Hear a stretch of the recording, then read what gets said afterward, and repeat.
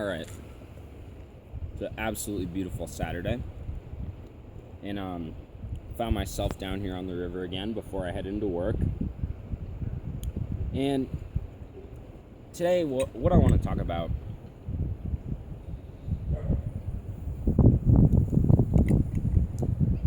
I'm going to start this one off with a story.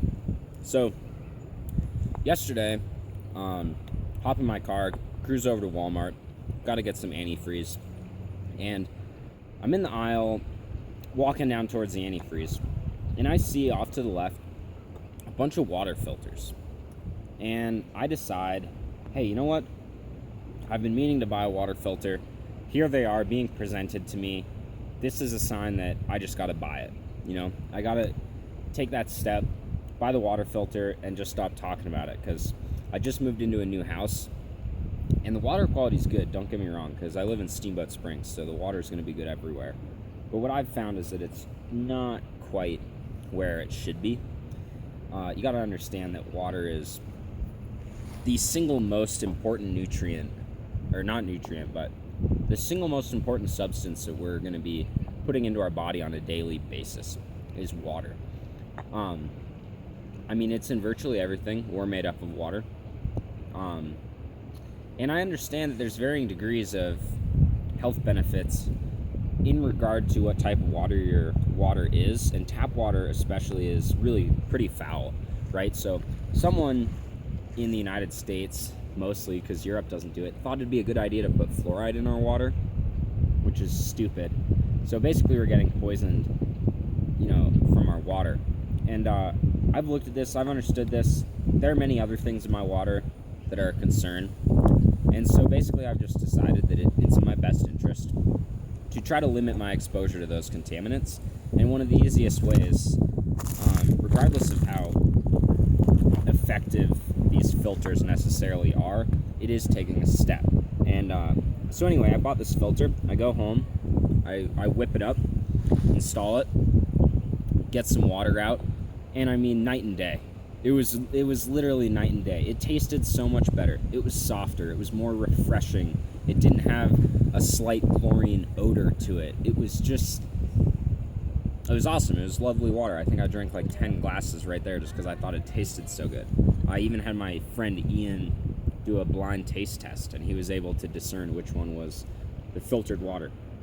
So the reason I'm telling this story is because it relates to some thoughts that I've been having lately, which are making sure that your mind, that your brain is operating in the same way in which a filter for your water would. Understand? So I've talked about this before, being aware of the influences that you're allowing to control your life, essentially. And it's really important to limit, in the same way you would limit the contaminants in your water, you have to limit the exposure to contaminants in your mind. And so everyone has a mental filter, right? But not everyone's is performing at the standard that maybe they should be. So what I've found lately is that it's in my best interest to put forth consistent action and efforts into maintaining the cleanest, most effective mental filter that I can possibly have. And in the same way that a water filter has different varying degrees of carbon, and maybe it has charcoal, or it has ionizers, or it has different filtration grades with smaller holes or bigger holes to weed out these contaminants, your mind operates in the same way. It's not going to have those physical properties, but you're going to have mental defense systems that you have to incorporate and develop. So I'm always a proponent of books. I read every single day. I think it's one of the most important skills and habits that one can develop. And today I have this book that I've been reading through again, Think and Grow Rich by Napoleon Hill. My dad gave me this copy. The first time I read it was probably my freshman year of high school, and since then I've read it at least 10 times. I annotate it, which I think I'll cover reading on a different day, just in-depth reading, but I think annotation is one of the most important. So if you look here, there's my pen all over the pages. I think that that's such an important thing, is to be able to annotate your books. because then you can reference them later. So for instance, I've read this book many times, and now I'm in this new thought pattern of creating an effective mental filter. And so I use books as a reference tool. So I might open this up, let this wind blow by.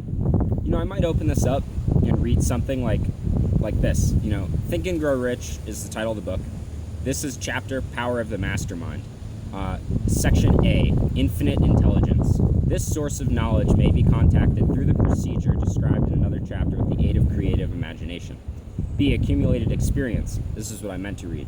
The accumulated experience of man, or that portion of which has been organized and recorded, may be found in any well-equipped public library. Imagine that, what a coincidence. An important part of this accumulated experience is taught in public schools and colleges where it has been classified and organized. So the message right there is exactly what I was just describing. This is accumulated experience. Being able to read someone else's book, being able to hear someone else's firsthand experience should be first organized and categorized into whether it's an effective step to take or it's not an effective step to take, and this is going to vary depending on your person. So for me, the knowledge that I acquire in this book, occasionally I might omit it, but occasionally, in this instance, is a good example. A lot of the things I've been reading in this book have been resonating with this idea of creating an effective mental filter. And it's as simple as just reading little things like that and understanding that, hey, I can gain experience through other people's experiences. Where's a great source to look? The library. Why the library? Because it has books. So books are going to change the way that your thought patterns operate, which is essentially how a mental filter works, right? If someone's closed-minded, they're only going to let, think of it closed-filtered, closed holes, right? So they're only going to let through this minute amount of information that's in accordance to their belief systems.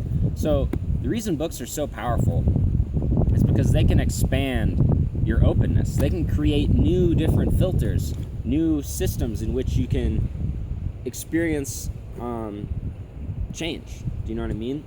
So I've been looking to books lately to expand my mental filter. I find that they're a very powerful tool. That's why I always have one with me. And so that was just kind of the analogy that I've been playing with lately. Was I bought this new water filter, and it really improved the quality of my water, which in turn improves the quality of me, because water is such an important substance to be consuming when it's of the highest purity. And so I kind of took that and looked at it from a different perspective, because that's all things are about, is perspective, and applied it to the category of my mental filter. How can I weed out the contaminants in my mind? And in particular, books I find are such a powerful tool. They really are. So that's kind of my message today, is just to look at how your mental filter is functioning, right? And the mental filter is literally going to apply to every single... That was a big fish. Wow. The mental filter is going to apply to every experience that you have day to day, because just in interacting with a new individual, if you have certain belief systems which are incorporated into your mental filter, you're only going to let through certain opportunities.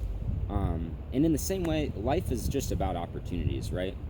So being able to pick up on those opportunities. So it all just takes conscious, intentional observation. And I found that books are one of those powerful ways to enhance my mental filter, and I'm going to continue to seek other ways to improve it.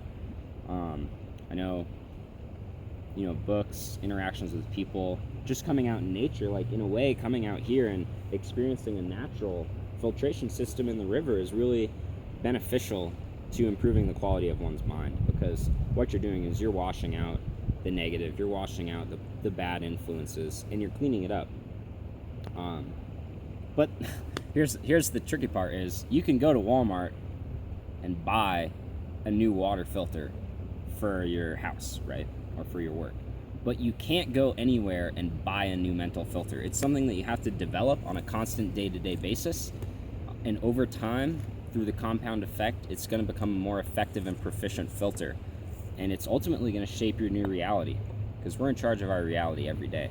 And it all starts with your filter. Just look at someone who's look at the person that you know that is the most narrow-minded person, and look at how that filter that they operate through affects their day-to-day life in comparison to yours, right? and just start picking up on people. Observe people, talk to people, engage in conversations where you can kind of get a glimpse, right? In a sense, try other water. Try water out of the tap. Try water out of the river. Try water out of a filter. Try water out of a distiller. You know, try those different options and see where the differences are, where they lie, and then apply them to your own life, because that's where you're going to see change. That's where you're going to see progress. And that's where I've found is it's fun. This gets fun. Improving yourself on a day-to-day basis is a really fun thing to be doing. It makes every day new, exciting, a challenge, an opportunity. You have intention. I love it. So that's my video today, is just pay attention to your mental filter. How's it working? You need to clean it up, update it, you know, change the filtration steps.